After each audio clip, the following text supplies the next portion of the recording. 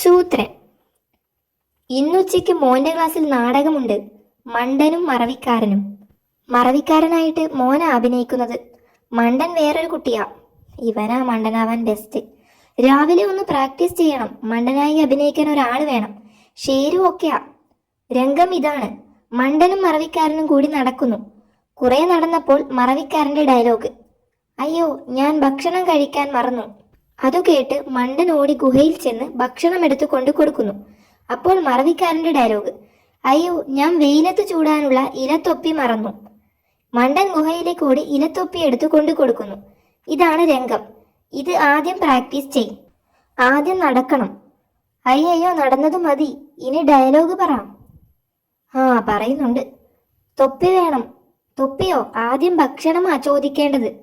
പക്ഷേ തൊപ്പി മറന്ന ഡയലോഗാ മറവിക്കാരൻ മോൻ ആദ്യം പറഞ്ഞത്.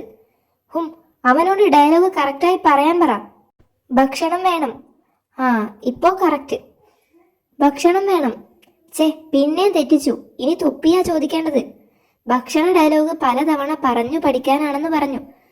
പ്രാക്ടീസ് ആണോ? എങ്കിൽ തരാം. ഹിഹി. ഭക്ഷണം വേണം. ഇതിപ്പോ 8 തവണയായി. ഇനി തൊപ്പിയുടെ ഡയലോഗ് പറയാൻ പറ. മരുന്ന് വേണം.